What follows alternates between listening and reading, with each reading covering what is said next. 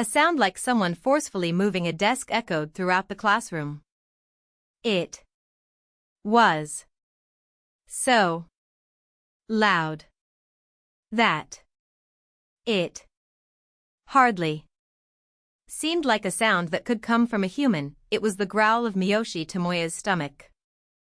As the ace of the baseball team and a handsome guy, if the news of Miyoshi's stomach growling got out, the girls around him would usually not stay silent. However, it was currently the fourth period. Many students were on the verge of asking, "Do you want to eat this snack?" but they couldn't bring themselves to say it. Sensing the awkward atmosphere, the modern literature teacher, who was conducting the class, said, "Just a little longer until lunch break, so hang in there," and turned the mood into laughter.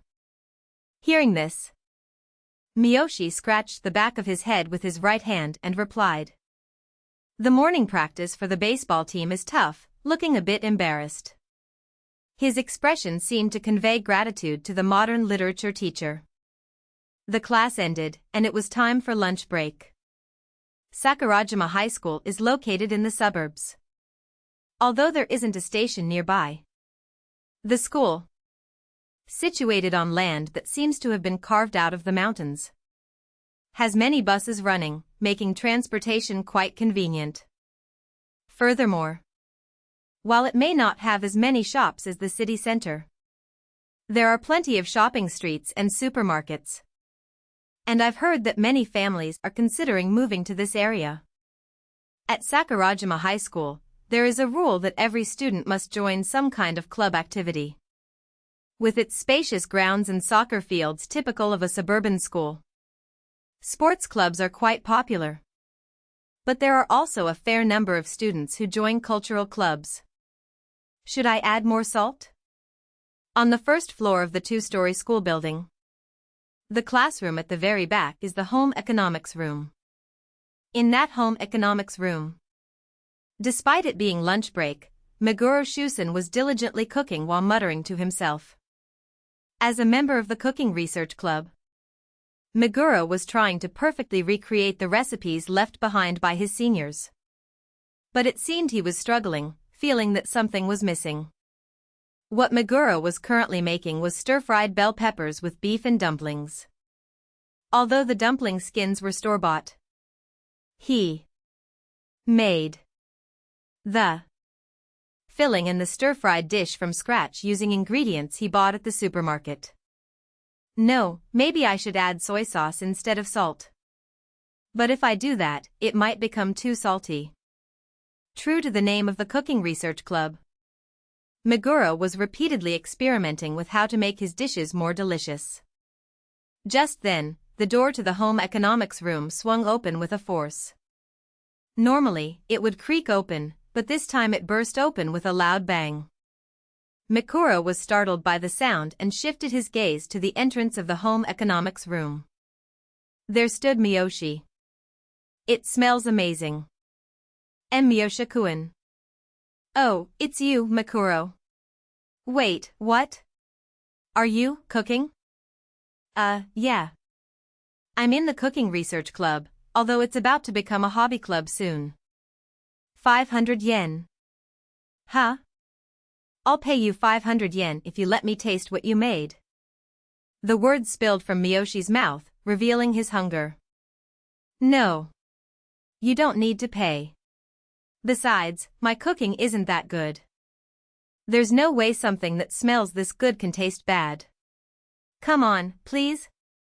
Miyoshi, taller than Mikuro, leaned down to look into Mikuro's face, gently enveloping Mikuro's hands with his own. With such a gesture, who could refuse? Mikuro, too, found himself unable to say no, reluctantly yielding to Miyoshi's earnestness and agreeing to his request. "Oh, okay." Saying that, Mikuro presented a bowl of steaming white rice, a large plate piled high with what looked like 2 servings of stir-fried beef and bell peppers, and 8 dumplings drizzled with a sauce made of ponzu and chili oil. Miyoshi's eyes sparkled at the luxurious meal set before him. I'll dig in. With trembling hands, Miyoshi slowly brought the stir-fried pork with green peppers to his mouth. The tender strips of green pepper, bamboo shoots, and pork, coated in a thick soy sauce, blossomed in his mouth.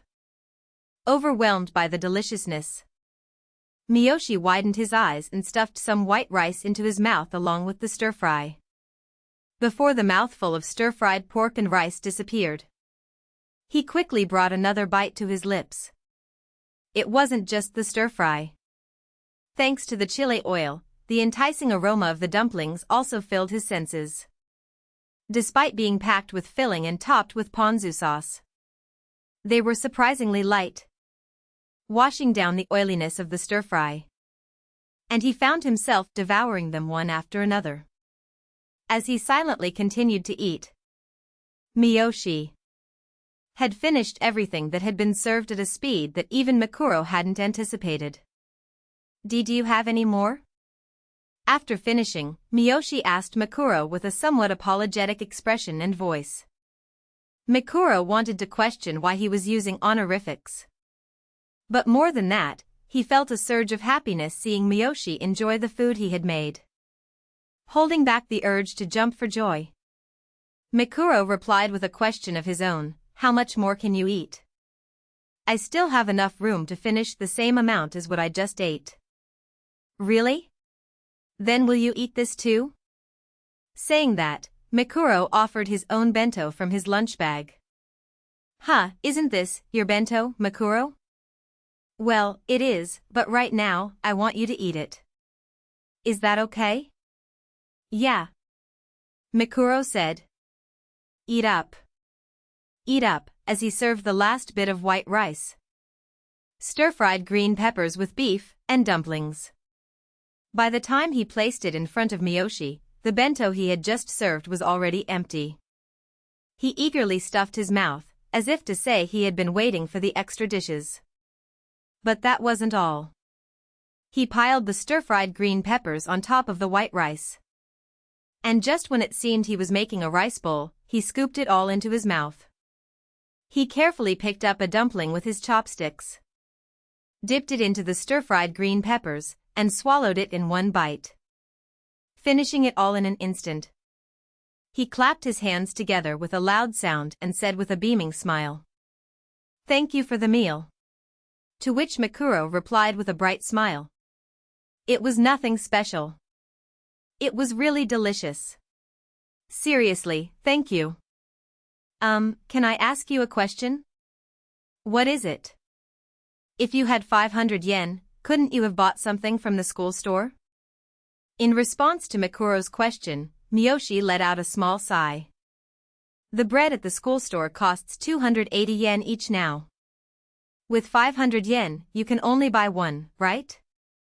Just one won't fill you up, and I was wondering what to do. Your stomach was really loud during fourth period. Stop it, that's embarrassing. But it was really delicious. Here. This is 500 yen. Saying that, Miyoshi flicked a 500 yen coin with his fingers. Mikuro hurriedly caught it, but maintained his stance of not accepting the money. No, I don't need it. I can't take it. So, does Mikuro always cook here during lunch break? Why yeah, that's true. Well then, I'll give you 500 yen, so could you make it again tomorrow? That was something Mikuro had never even considered. Oh, could it be that 500 yen isn't enough? No, thinking about it normally, that's probably true. What should I do? Is there any way you could make it for just 500 yen's worth? No. I won't take any money, I'll make it regardless. That's not acceptable. So please accept this 500 yen for today. I'm looking forward to tomorrow as well. With that, Miyoshi said he had something to do and left the home economics room. I wonder when I started feeling this warm inside. For the first time, someone said my cooking was delicious. They even asked me to make it again. That alone was more than enough. I truly didn't need any money. But since it seemed like Miyoshi would get upset if I didn't accept the money, Mikuro reluctantly took it. With this, Mikuro murmured to himself, using the remaining time of the lunch break to wash the dishes Miyoshi had used and the cooking tools he had used himself. Asterisk asterisk asterisk.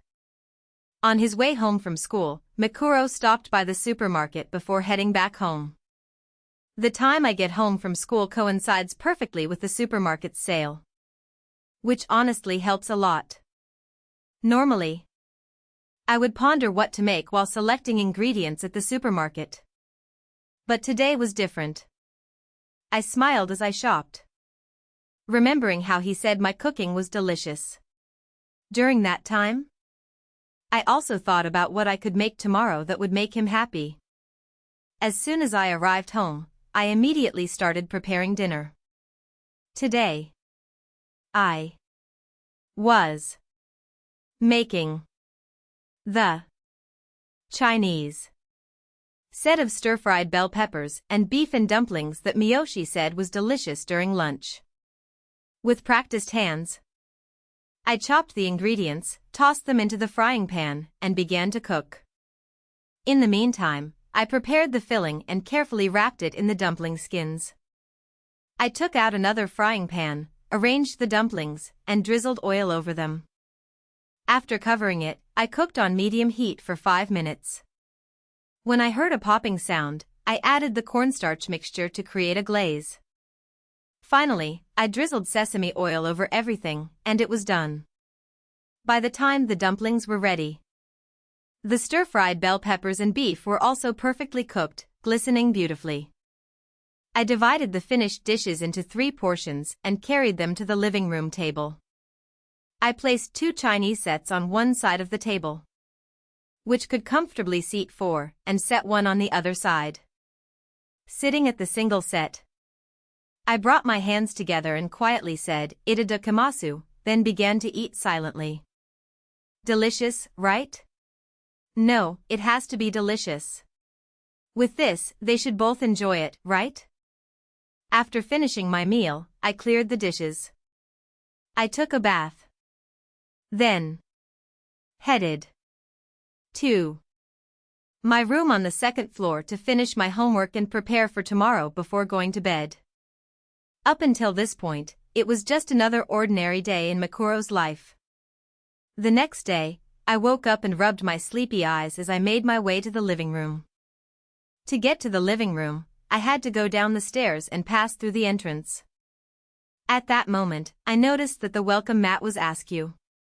In an instant, I understood that my parents had come home once yesterday.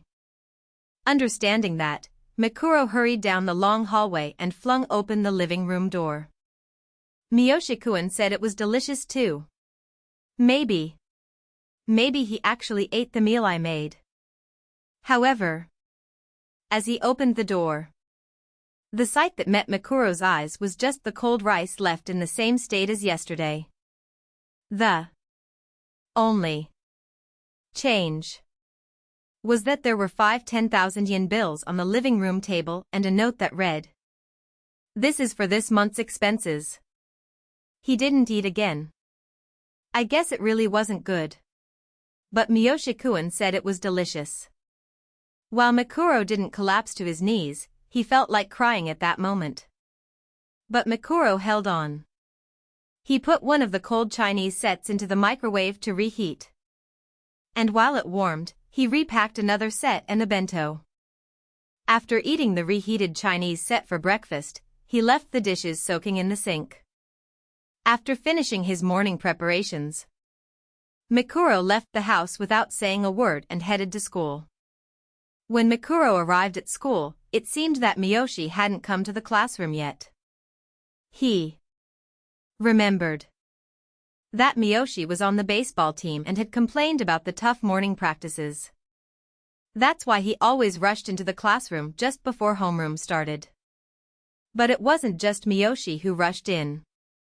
In their second-year class, Class 1, there were 3 other baseball players besides Miyoshi: Kato, Shimada, and Kurihara. Those 3, along with Miyoshi, would burst through the class door just seconds before homeroom started. So lately, they often left the door open instead of closing it, watching to see if those 4 could make it into the classroom before the homeroom bell rang had become a morning ritual in Class 1. "Hey, we made it. I'm safe too." "Me too." That was seriously cutting it close. Today, just like any other day, the 4 of them managed to slip into the classroom just seconds before the bell rang. But their homeroom teacher, Mr.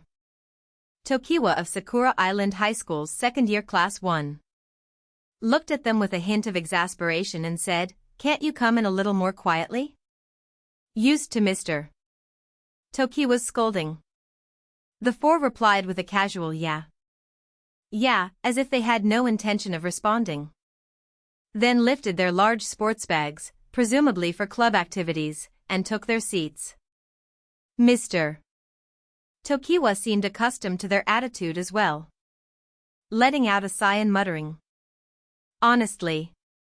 The 4 starting to take attendance as if nothing had happened.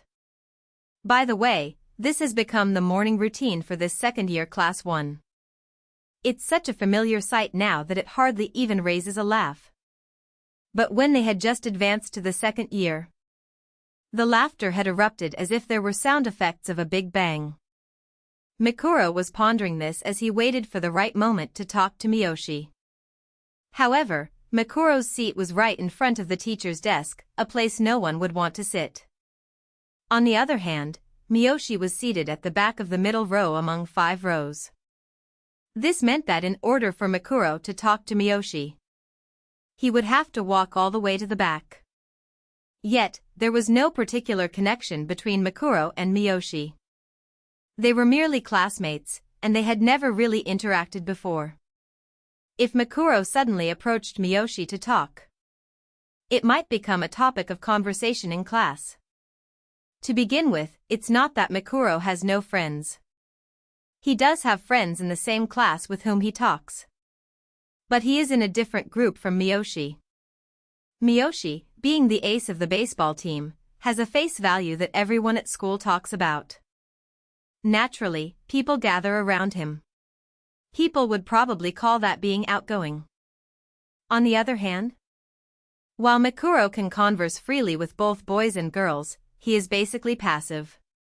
He will talk if someone engages him, but he rarely initiates conversation himself. Moreover, he is often found with a recipe book open in class, leading others to joke, "Is Mikuro working on another recipe?" During the breaks between classes, Mikuro would steal glances at Miyoshi, trying to find the right moment to approach him. But it always seemed like Miyoshi was busy talking to someone else, leaving no opportunity for him to speak up. And so, without finding the right moment, lunchtime arrived. Mikuro let out a deep sigh as he headed toward the home economics room. He had somewhat braced himself for the possibility that Miyoshi might call out, "Let's go to the home economics room together," the moment lunch break began. But in reality, that never happened. When he slung his school bag over his shoulder and glanced at the seat where Miyoshi would likely be sitting, he found it already empty. The source of Mikuro's sigh stemmed from the disappointment of being lied to by Miyoshi. For a fleeting moment, he held a faint hope that perhaps Miyoshi had arrived at the home economics room first. But upon opening the door, he saw no one inside. All that lingered was the faint aroma of curry, likely left over from a cooking class held during the 4th period. "Well, he's not here." Mikuro's murmured words went unheard by anyone. He took out his lunch bag from his school bag and quietly brought to his mouth the food his parents hadn't eaten, which he had packed that morning, though it was cold. Both the stir-fried beef with bell peppers and the dumplings tasted good to Mikuro. However, he believed that they weren't truly delicious. It was quite contradictory to feel that something was tasty while also thinking it wasn't. But Mikuro recognized himself as having a bad palate, which led to such contradictions. They didn't eat it because it wasn't good, huh? I need to practice more. He finished every last grain of rice, emptying his bento. After putting his hands together to say thank you, he packed everything back into the lunch bag. He then pushed that into his school bag and took out a larger cooler bag. All right, looks good, Mikuro murmured as he peered into the cooler bag.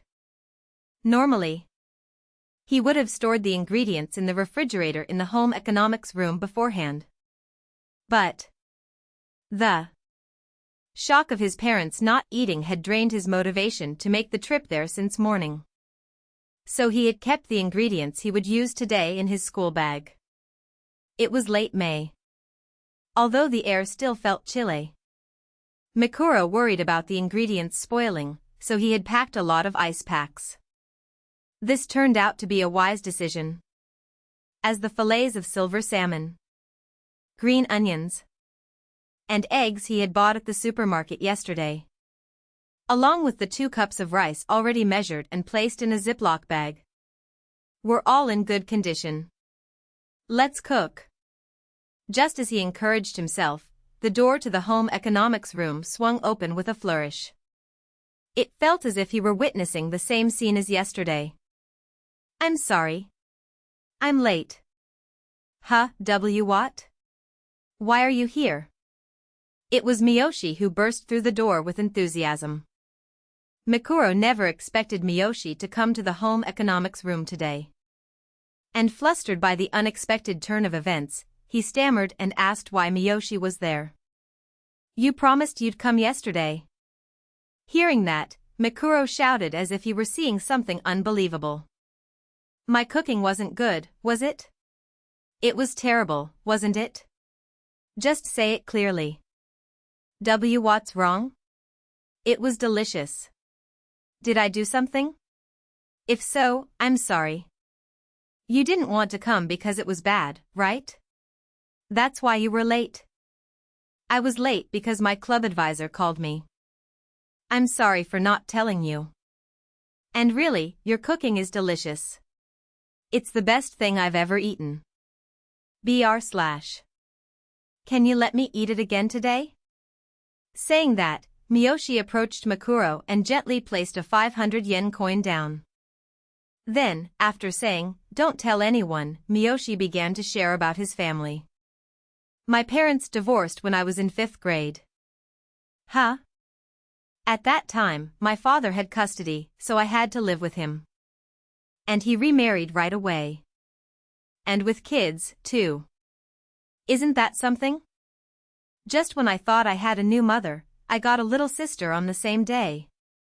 Mikuro listened to Miyoshi's story in silence, not even nodding in response. My new mother only cares about her own kids. She doesn't try to connect with me at all. At first, I tried hard to open up to her, but it was pointless. It's not normal to think of someone else's child as cute. Once I got to high school, there were no more school lunches, right? But I've never had a bento made for me. Actually, it's always been like that. Every day, there's just a 500 yen coin left on the table. Isn't that crazy? It's basically neglect. Though Miyoshi spoke with a laugh, Mikuro understood that the content of his words was anything but funny. I've never had breakfast. And at night, I have club activities, so I get home pretty late. By the time I arrive, the other 3 have already finished dinner. So I always just make do with whatever's left. Miyoshi seemed unaware that Mikuro was holding back tears, continuing to speak until the end. So, I really can't remember the last time I ate warm rice instead of cold. The meal you made was truly delicious. The moment Miyoshi finished speaking, Mikuro found himself hugging him without thinking. While a flustered Miyoshi looked on, Mikuro couldn't hold back his tears any longer, repeatedly saying, "I'm sorry, I'm so sorry." Hearing this, Miyoshi replied, "I didn't want you to apologize. I'm sorry for sharing all this, too. I might have just wanted someone to listen." He spoke with a hint of embarrassment. Mikuro simply said, "Just sit and wait," wiped his tears, and rolled up his shirt sleeves. Then he began to cook with practiced ease. After about 20 minutes, in front of Miyoshi was a bowl overflowing with white rice, grilled silver salmon, a rolled omelette with chopped green onions, and even instant miso soup. Miyoshi's eyes sparkled at the sight of the dishes laid out before him. "Is this really okay? Will you eat this for me?" "Of course." With that, he clapped his hands loudly in front of his face and said, "Itadakimasu," before joyfully stuffing his mouth full of food. He looked just like a squirrel. And somewhere deep inside Mikuro, a feeling of affection began to sprout for the adorable Miyoshi. Adorable? But I'm really happy he's eating. Oh. Is this what they call maternal instincts? In that case, I wonder if he'd be happy if I made that. While lost in thought, Mikuro noticed that Miyoshi had already finished eating and was speaking. "Hey, Mikuro. How about we exchange contact information?" Sure, but I want a way to contact you when I'm running late like today." "Oh, okay." Just as they exchanged contact information through a QR code, Mikuro's phone chimed with a ping. Hearing Miyoshi's voice softly say, "That's me," he glanced down at his phone. There was a cute stamp of a wolf waving a flag that said, "Nice to meet you." Asterisk asterisk asterisk. The next morning, Mikuro arrived at school earlier than usual and leaned against the school gate. It was reminiscent of those scenes in shoujo manga where someone is waiting for someone else. Spotting Miyoshi, who had also come early for morning baseball practice, Mikuro ran over to him and handed him a lunch bag. "Here." "Good morning, but what is this?" Good morning. This is, breakfast. I heard you've never had breakfast before." Hearing that, Miyoshi looked back and forth between the lunch bag he received and Mikuro's dark face, gradually letting his eyes light up. "Is it really okay?" "Yeah. But it's just some leftovers I put together. I thought it would be easier that way." "Seriously, thank you. I'm going to eat it right after morning practice." "I will definitely eat it." As they were having this exchange at the school gate, other baseball team members who had been watching gathered around. The ones who joined were Kato, Shimada, and Korihara, all from the same class. "Huh? What's going on?" "It's Mikuro." "Is that a sandwich?" "Mikuro. Make one for me too." "Isn't that the cooking research club?" "Wait, do they really make food?" "Seriously? How much? How much for the bento service?" The baseball team members all seemed hungry, and they were all very interested in Akihira's cooking. However, there was one person who found this amusing. "This is mine. It's a service just for me. Akihira, you don't have to make anything for these guys." Mikuro was taken aback by suddenly being called by name. Other baseball members chimed in. Is he a possessive boyfriend or what?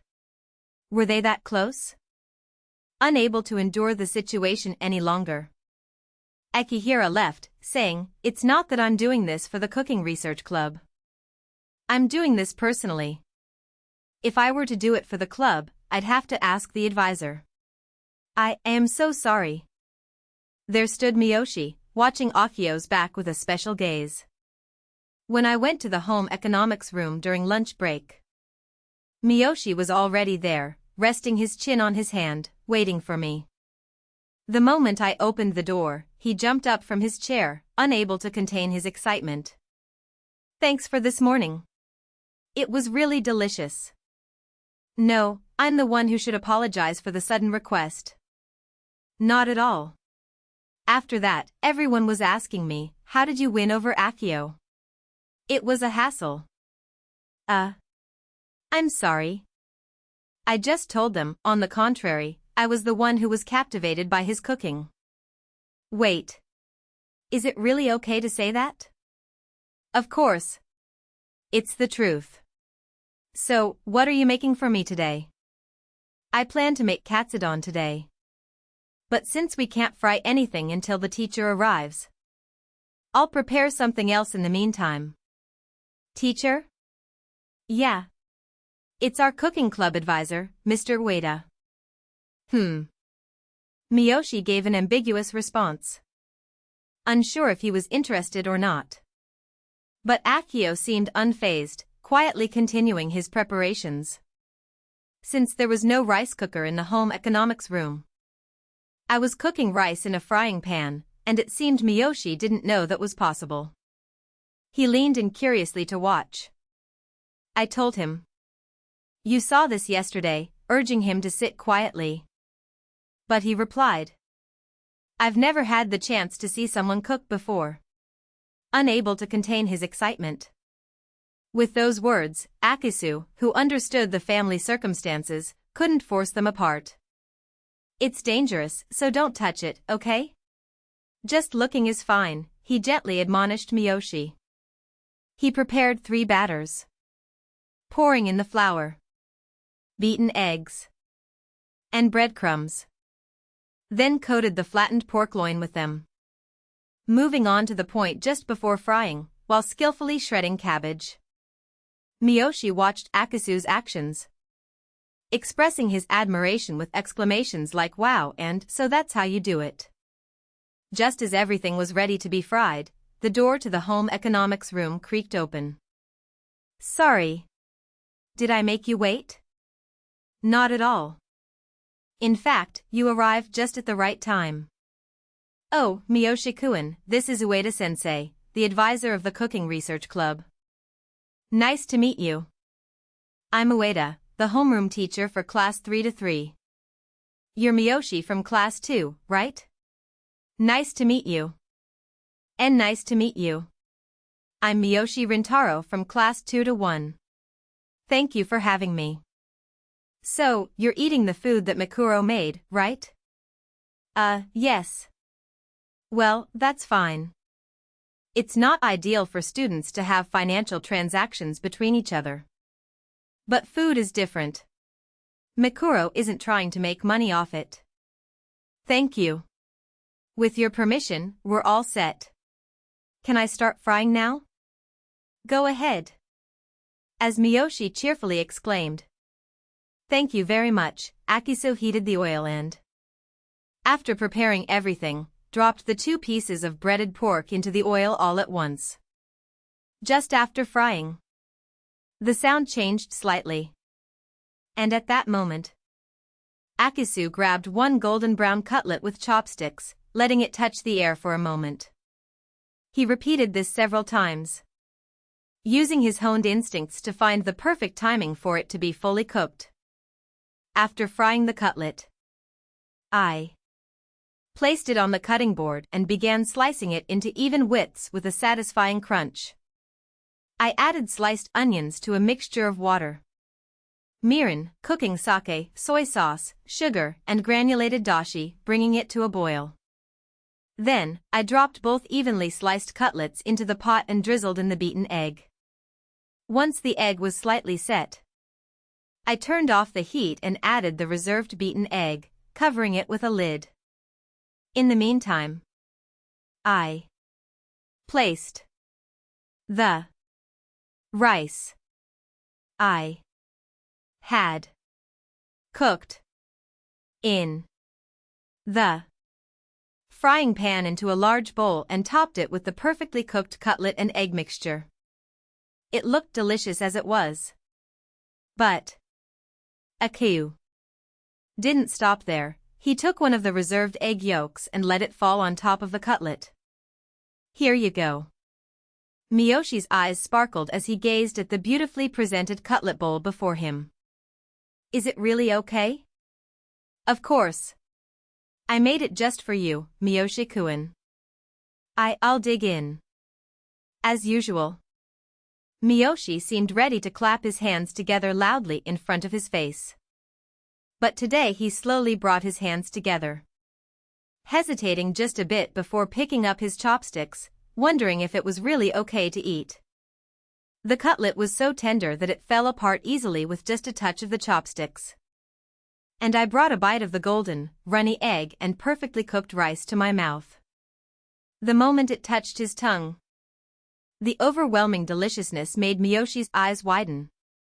And he alternated his gaze between Akayu and the cutlet bowl. When their eyes met, Akayu asked, "Is it good?" To which Miyoshi replied, his mouth full of cutlet bowl, "It's amazing. Seriously amazing. It looks so good. I'm not sharing with you, sensei. This is mine." What the heck? Hey, Mikuro. You could make one for me too, you know. Even if it's you, I'll still charge you, you know? You guys, aren't you being a bit too cold?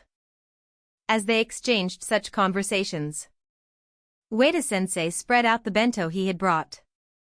And the three of them decided to have lunch together. Miyoshi felt a warmth in his eyes from the rare experience of sharing a meal at the table. But he prioritized keeping a smile on his face over shedding tears. Asterisk asterisk asterisk. When Miyoshi returned home after baseball practice, he found the other three already finished with dinner, watching some streaming program in the living room. Miyoshi didn't greet them with a "I'm home," and the three didn't respond with a welcome back. This was the usual atmosphere in the Miyoshi household.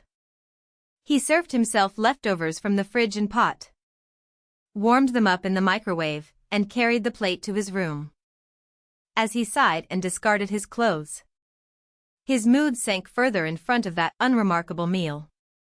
For Miyoshi, who had come to realize that meals were meant to be enjoyable rather than just a way to replenish nutrients.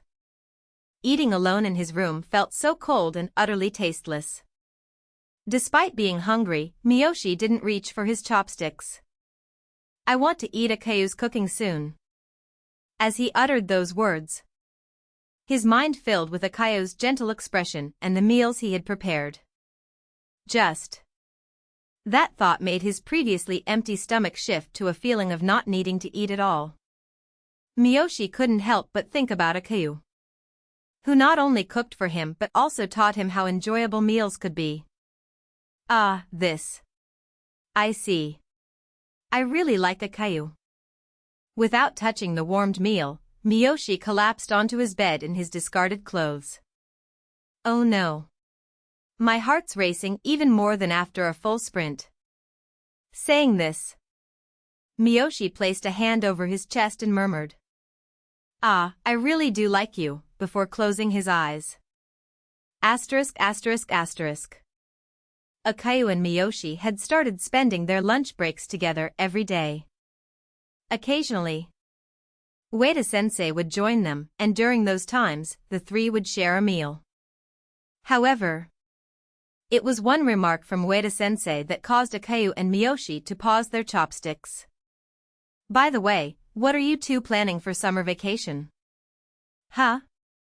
Ueda, knowing the family circumstances of both students as their teacher, had granted them permission to have lunch together. But he was curious about how they would spend the long break. However, he didn't make direct suggestions, he simply posed it as a question. While he was on the student's side, he wasn't fully cooperative, maintaining a stance of a mere observer who was just curious enough to ask. Mikuro can come to school for club activities, but only when I'm here. Since he handles fire, please keep that in mind. As for Miyoshi, the baseball club meets almost every day, right? So you can't just come over to eat Mikuro's cooking every day like before. Hearing this, Akayu turned to Ueda-sensei with a question.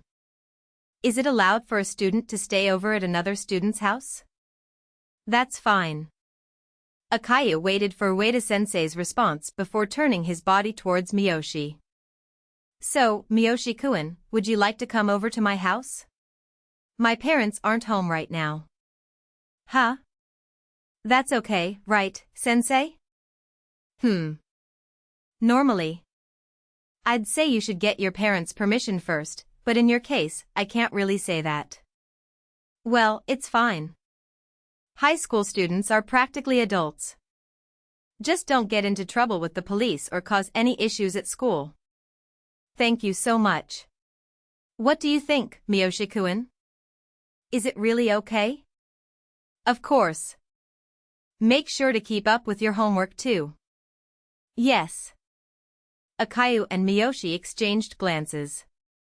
Their faces were filled with joy and anticipation. Wow. As summer vacation began, Miyoshi, carrying a slightly larger bag, visited Akayu's house. With sweat beading on his forehead, Miyoshi was astonished by the sheer size of Akayu's home. But whether Akayu was oblivious to his reaction, or simply eager to close the door and keep the cool air from the air-conditioned room inside, he cheerfully called out, come in, as he welcomed Miyoshi inside. I hope I'm not intruding. Not at all. Really, there's no one here, so feel free to relax without any worries. As he was led into the living room, Miyoshi's eyes widened in surprise once again. He was taken aback by the large wall-mounted TV, nearly matching his own height, and a sofa big enough to comfortably seat 6 people. The living room was so spacious that it seemed like there would still be plenty of room even if he invited all his classmates over. The expansive living area also served as a dining space, featuring a central counter kitchen with a large table snugly placed against it. Miyoshi couldn't hide his astonishment at the sheer scale of Akio's home, which was worlds apart from his own. It's so spacious, Miyoshi whispered as if his heart's voice had spilled out. But Akio seemed to hear him clearly and replied, yeah, it might be spacious, leaving a hint of meaning in his words. However, in the next moment, he switched gears as if nothing had happened and threw a question at Miyoshi. By the way, did you tell your parents you'd be staying over? Well, sort of. I see. Was everything okay? It was pretty much the same as usual. They just replied with I see. Oh, I see. I'm sorry. Akio realized he had asked the wrong question. But once the words were out, he couldn't take them back. In a moment of panic, Akayu had apologized. But now he was inwardly anxious that his apology might have only added to the discomfort. It was enough to make him sweat in what should have been a cool room. However, ignoring Akayu's distress, Miyoshi seemed unconcerned, playfully retorting, why are you apologizing, as if to show he wasn't bothered at all. Wait, so there's no one here? What about your parents? I don't think they'll be back during summer break. Huh? Akayu, while still worried about Miyoshi, felt it was only fair to share since he had asked about Miyoshi's family. So he slowly opened his mouth to speak. My parents are always working. Working? Yeah. Both of them are lawyers, and it seems like they're always flying around the country. They always look so busy. So they're basically never home. And even when they do come back, it's just to change clothes or pick up documents. I can't even remember the last time I saw them. What? Miyoshi struggled to find the right words upon hearing Akayu's family situation for the first time. I do try to make dinner for them every day. But since I never know when they'll come home, it usually ends up being wasted. Oh. But I'm not just throwing it away. I eat it for breakfast or pack it as a lunch for school. When Akayu glanced at Miyoshi, he saw that Miyoshi looked terribly downcast. Realizing this, Akayu quickly apologized. I'm sorry. I didn't mean to bring up such a gloomy topic. But Miyoshi struggled to find his words. Replying, no, that's not it. That's not it. What Miyoshi is feeling right now is a complex emotion that's hard to put into words. Unsure of how to comfort Akayu, who was experiencing a loneliness different from his own family environment. He desperately tries to think of the right words. But all he can do is move closer to Akayu and gently pull him into an embrace. Wait, what's wrong? You're always alone in this big room, huh? Why yeah. It's lonely, isn't it? Miyoshi's voice, whispering in Akayu's ear, sounds as if it's trembling, and it also carries a tone of concern and comfort. Because Miyoshi has been abandoned by his family, he can truly understand Akayu's feelings. Unlike Miyoshi, Akayu isn't being ignored by his parents. But in terms of being neglected, receiving only money with no emotional support, there's not much difference between them. It's precisely because of Miyoshi's situation that he feels the urge to pamper Akayu by holding him close. You're lonely too, aren't you, Miyoshi-kun? Right now, I have you, Akayu. Then I'm okay too, because I have you, Miyoshi-kun. I see. Yeah.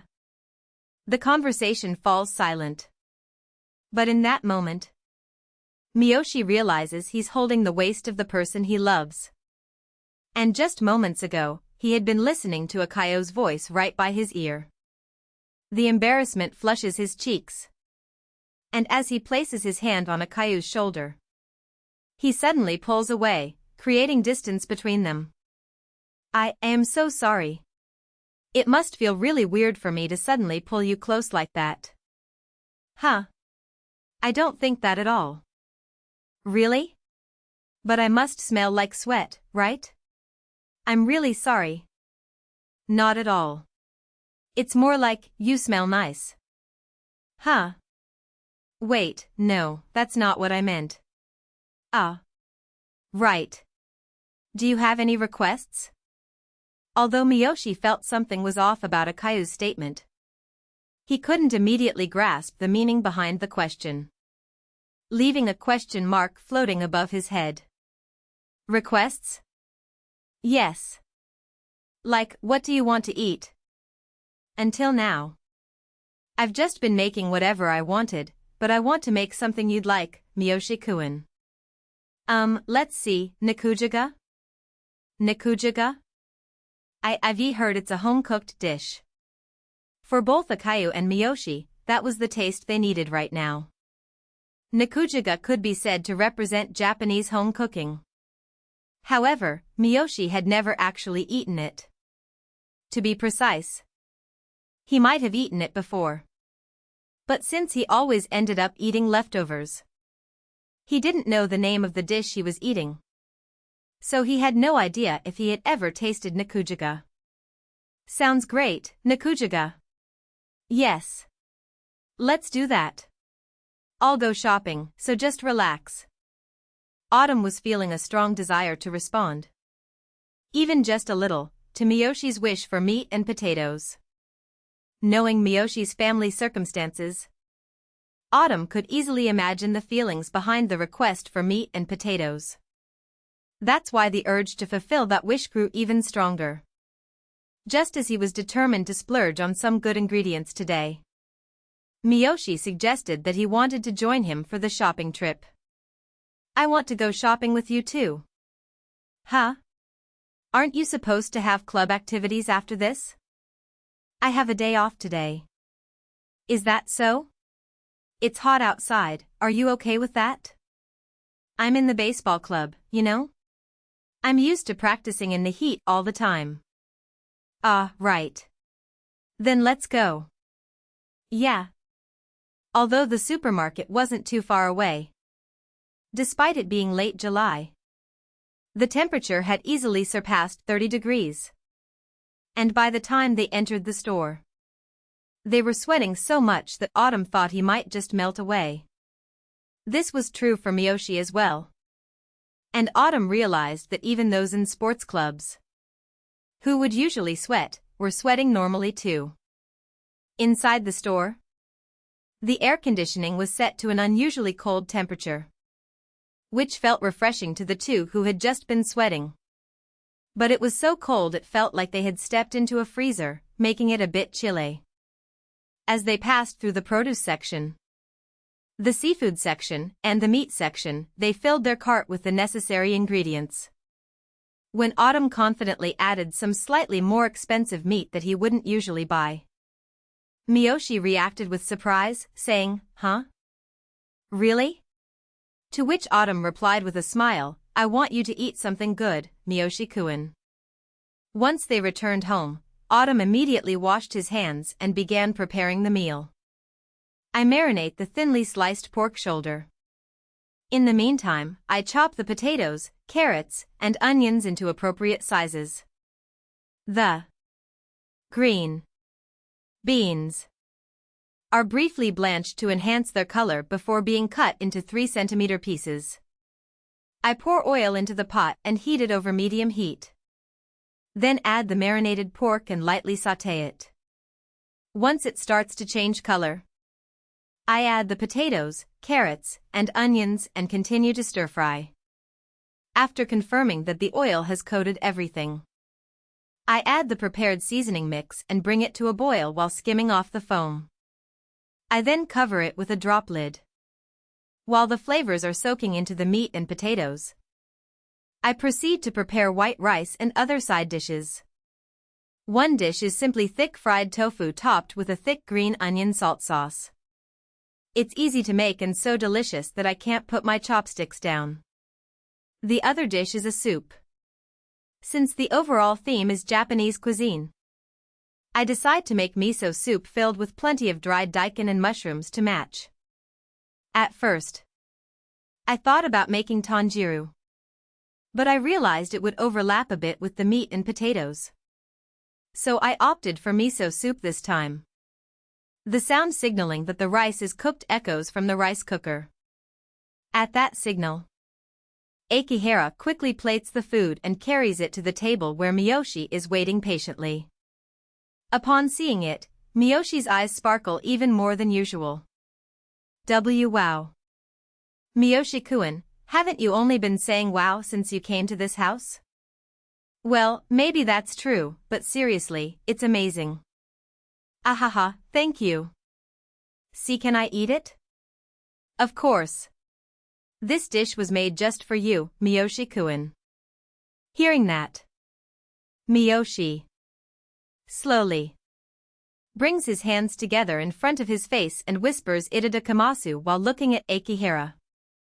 Then he picks up his chopsticks, grabs a large piece of potato and pork together, bounces it once on top of the rice, and brings it to his mouth.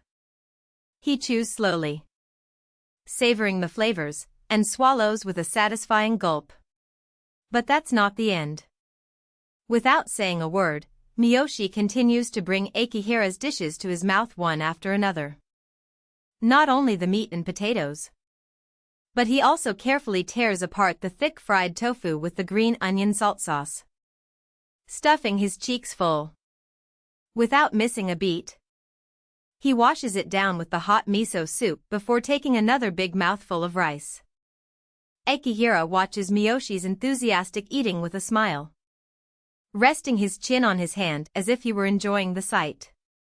For someone who cooks, There's nothing as delightful as being told the food is delicious. Except perhaps seeing someone eat it with complete focus. In other words, for Ekihira, seeing Miyoshi's current demeanor is a truly heartwarming experience. Ah. A sound spilled from Miyoshi's lips. When he glanced down, the food that had once filled the plate had vanished. Hee, would you like a refill? Is that okay? Of course. Though a bit shy, Miyoshi eagerly offered his empty plate to Ekihira, longing for more. Ekihira took the plate, returned to the counter kitchen, and served up a portion of meat and potatoes equal to the first. Once he finished eating, Miyoshi volunteered to wash the dishes. Since you made this for me, I want to help out a little, he said, so Ekihira decided to let him have his way. After finishing, it was still just past 3 o'clock. There was plenty of time left. When Ekihira asked what to do next, Miyoshi suddenly exclaimed, I forgot my toothbrush, and they decided to head to the supermarket together once more. I could have gone by myself. Well, we needed to pick up stuff for dinner too, right? Plus, I thought I might as well get some things for tomorrow. Then let's grab everything at once. I'll help carry it. Really? That helps a lot. The two of them not only bought toothbrushes and groceries but also picked up ice cream for dessert. On their way home from the supermarket, they walked side by side, enjoying the coolness of the ice cream under the hot sun. ****. The next morning, Miyoshi woke up feeling good for the first time in his life. The warm aroma of miso soup, the rhythmic sound of chopped green onions, and the sizzling of eggs pouring into the frying pan, along with the crisp sound of fish skin drying out in the grill, all stirred Miyoshi from his sleep. With sounds like that, there was no way he could stay asleep. Although Akiho had said, "You're using the bed, right?" Miyoshi felt that sleeping in the bed of someone he realized he liked would test his self-control. So after much compromise between them, Miyoshi ended up sleeping on the large sofa in the living room. That's why he was awakened by the sounds of breakfast being prepared. "Good morning, Shuzan." Rubbing his still sleepy eyes, he stood up from the sofa to greet Akiho. "Good morning." "Ah. Sorry, was it too noisy?"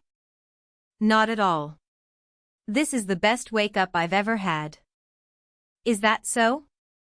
I'm glad to hear that. Why are you using polite language?" Well, it's just that having you at my place feels so new. I didn't know how to express it." "Hey, shouldn't we start calling each other by our names?" Miyoshi-kun feels so distant. Autumn stopped cooking at Miyoshi's sudden remark. Well. Could it be that you don't know my name?" I know it. It's, Rintaro-kun." "Yeah. Good morning, Akisu." Akisu's ears turned bright red at Rintaro's sudden closeness. And he huffed, "Stop saying weird things and go wash your face. Breakfast is ready," as he resumed preparing the morning meal with a slightly pouty expression. Watching Akisu's adorable demeanor, Rintaro headed to the washroom. It was unclear whether his relaxed expression was due to being called by name or the happiness of living together while Akisu cooked for him. But he knew it was a look he could only show to Akisu. Akisu's expression changed as he watched Rintaro's back disappear toward the washroom.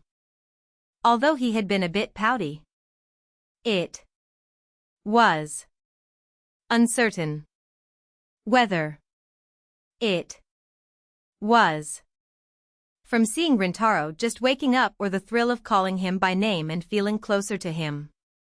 But his smile was so wide that he instinctively covered his mouth with his hand. "That's unfair."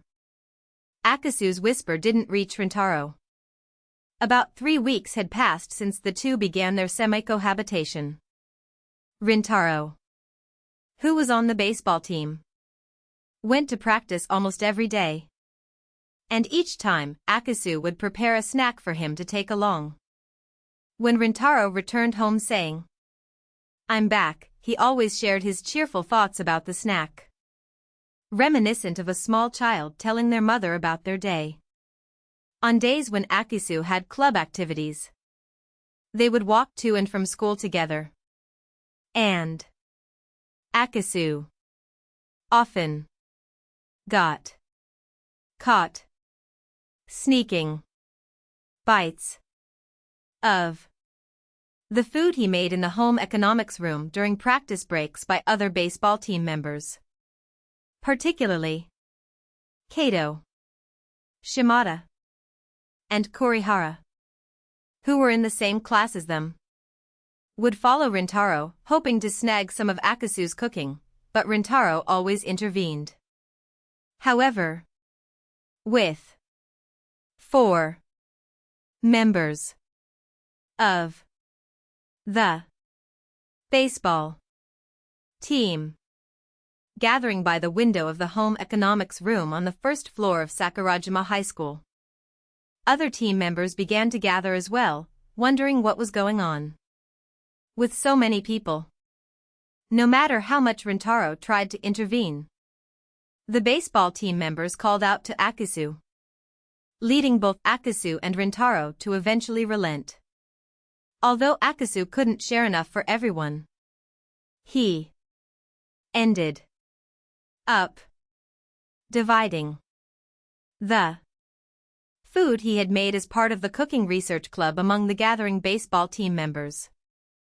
As they happily ate and exclaimed, "Of course it's delicious." After all, Akasu made it. This scene gradually became a part of their daily lives. One evening, on a day like any other, the menu was somen, perhaps because it was summer. But this was no ordinary somen. The table where the two usually shared meals was overflowing with ingredients that couldn't fit. Not just the usual garnishes like shiso and myoga, but also chili oil, minced meat, and shredded egg, all of which made the somen even more delicious. There were also dishes like buri daikon, chicken sukun, chikuzen asparagus wrapped in meat, and vegetable tempura, which could easily stand as a full dinner on their own. It seemed that Akiyomi had prepared all this because he thought somen alone would be too plain, but with each passing day, the meals became more extravagant, filling Rintaro with a slight sense of dread. "Damn, I seriously can't stop eating. This is so good. Thank you, just hearing that makes me happy. Honestly, thinking that I won't be able to eat this once summer vacation is over is really tough." Rintaro's fear stemmed from the thought that once summer vacation ended, he wouldn't be able to enjoy Akiyomi's cooking at every meal. He understood all too well the weight of Rintaro's words, "Tough. You can come over any time, regardless of summer vacation. Just come to eat." This was Akiyomi's true feelings. They had been living together for 3 weeks now. They weren't living with a distance so far apart that they were unaware of each other's feelings. Wondering, could it be? However, if they expressed these feelings, it might shatter the special relationship they had. Because of that anxiety, they had avoided the topic for the past 3 weeks. But Rintaro's word "tough" moved Akiyomi. Akiyomi's gaze, fixed directly on Rintaro, held a fleeting yet hopeful color deep within. "Are you free tomorrow, Akiyomi?" Rintaro, caught off guard by Akiyomi's attention, set down his chopsticks and cautiously asked. Akiyomi, slightly flustered by the sudden change of topic, responded with a bewildered, "Huh?" Rinya seemed unconcerned by the response, continuing to weave his words. "There's a practice game for baseball tomorrow. I'd really like you to come. What do you think?" "Wha? Do you have other plans or something?" "No, I don't, but is it really okay for me to go?" "Yeah. I want you to come." I thought I shouldn't go since you hadn't said anything before. Wait, you wanted to come? You should have told me. But I don't know the rules of baseball that well. I usually just watch the field from the home economics room. Do you at least know what a home run is? I know what it is, but then I'll hit a home run for you tomorrow, so come watch. That means if I hit a home run, I want you to hear it from me. With that smile, Rinya placed his hand over Akihira's. It's not to trap Akiho in place. It's not meant to hold him back. It was simply a way for Rintaro to convey his seriousness to Akiho. Yeah. I'll definitely go tomorrow. I'll cheer you on so you can hit a home run. So, if you hit a home run, I want you to let me say it too. Saying this, Akiho grasped Rintaro's hand in a lover's hold. No further conversation was needed between the two. The next morning, while enjoying the colorful breakfast Akiho had made, Akiho shyly handed Rintaro a container. This is honeyed lemon. Eat it during today's game. Is it really okay? Of course. I made it just for you, Rintaro-kun. Thank you. I'll definitely hit a home run. Rintaro placed the container Akiho gave him into a cooler bag. Then put that inside his sports bag. After finishing his meal, Rintaro headed to the entrance to put on his shoes. Akiho followed him to see him off. Can I hug you once? Rintaro said this to Akiho, who had come to see him off, feeling a bit shy. In response, Akiho opened his arms, waiting for Rintaro. Rintaro took off his hat for a moment and embraced Akiho, who was welcoming him. Between the two of them, words were indeed unnecessary. I've charged my autumn fan. I'm off now. With that, Rintaro adjusted his hat deeply, and Akiho said, take care. I'll come later too. Let's go home together, sending off the nervous Rintaro. *****. When Akiho arrived at the match venue, the game had already begun. There seemed to be a few other spectators besides Akiho. But they were either students from other schools scouting or clearly college scouts, as far as Akiho could see. He was the only one there purely to cheer. That made sense. This match was merely a practice game against another school. If it had been a major match, there would have undoubtedly been more spectators. But Akiho accepted that this was probably the case for a practice game. Although Akiho couldn't be called knowledgeable about baseball, even he could tell that the situation for Sakurajima High School was not good. They were currently losing 5-8 in the bottom of the fifth inning. In the heat, Akiho endured with just a hat and a towel, completely unconcerned about the sweat trickling down his forehead, along his cheeks, and dripping to the ground. He clasped his hands in front of his face as if praying, wishing only for Sakurajima High School and Rintaro to win. In the bottom of the seventh, Sakurajima High School scored 2 points. But in the top of the eighth, the opposing team managed to score 1 point, bringing the score to 7-9 as the game entered the bottom of the ninth. To make matters worse, Sakurajima High School was currently in a 2-out situation. If they got one more out, their defeat would be sealed. However, there were runners on first and third base. It was a situation where a dramatic turnaround was still possible. And the batter was Rintaro, shouldering everyone's hopes. In such a moment, a murmur swept through the venue. The atmosphere was buzzing with an energy that hadn't been there before. Akiho, who had been praying with his eyes closed, slowly opened them to see Rintaro pointing at him with the tip of his bat. Though he was too far away to hear what Rintaro was saying, it was clear from his lips that he was saying, "It's okay. I'll hit it." Rintaro turned his body back and took his stance with the bat. The opposing Pitcher lifted his leg high and threw the ball with a speed unlike anything seen in this game. Please let me cook for you every day. I'm looking forward to it as well. Hearing this, Tomoya grabbed the outstretched right hand, standing up and pulling him closer. In that moment, the two forgot about the baseball club advisor and members nearby, embracing each other more fiercely than ever before. The baseball team surrounded them, showering them with words of congratulations. The advisor murmured, "Ah, youth," while clapping from a distance. "Hey, idiot. Don't look so much. Akihira is mine now. What's wrong with that? Hey, Mikuro, you always cook for Tomoya, right? Can I come over to your place next time?" "That's right. I thought I'd get in on it too.